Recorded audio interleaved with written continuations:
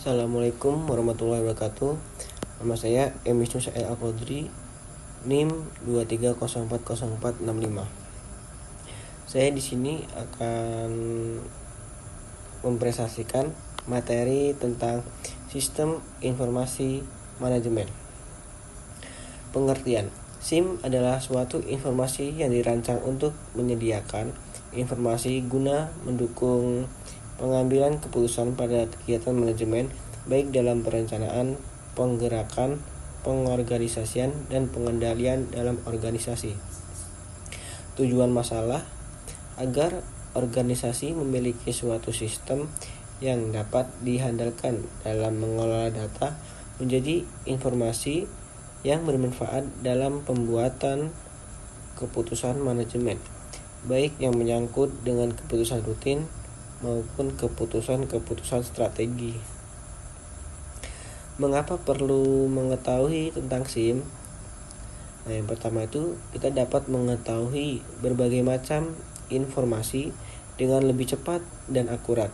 Yang kedua, menambah pengetahuan kita terkait dengan teknologi informasi.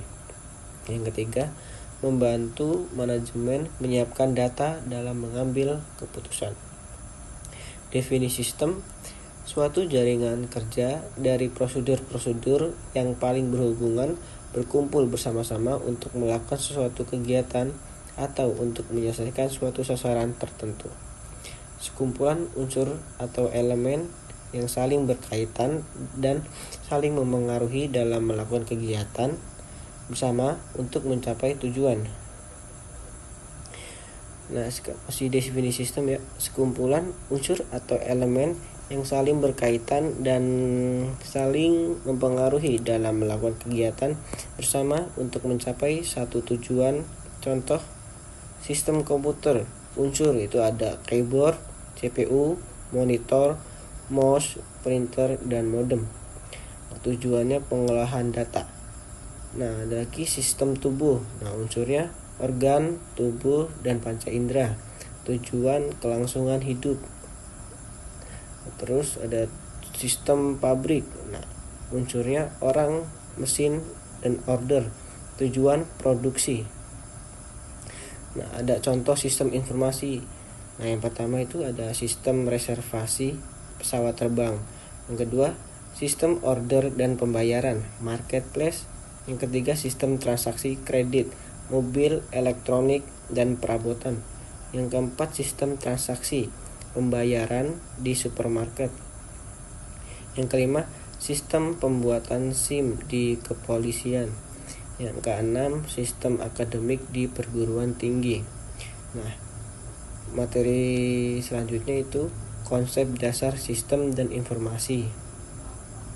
Pengertian sistem. Dari segi etimologi, kata sistem sebenarnya berasal dari bahasa Yunani, yaitu tema, yang dalam bahasa Inggrisnya dikenal dengan sistem, yang mempunyai satu pengertian yaitu himpunan, bagian atau komponen yang saling berhubungan secara teratur dan merupakan satu keseluruhan yang tidak terpisahkan. Meleot 2004 mengatakan bahwa sistem adalah sekelompok elemen-elemen yang terintegrasi dengan tujuan yang sama untuk mencapai tujuan. Ada Buckley menjelaskan bahwa sistem adalah suatu kebulatan atau totalitas yang berfungsi secara utuh disebabkan adanya saling ketergantungan di antara bagian-bagiannya. Syarat-syarat sistem harus dibentuk untuk menyelesaikan masalah. Elemen sistem harus mempunyai rencana yang ditetapkan.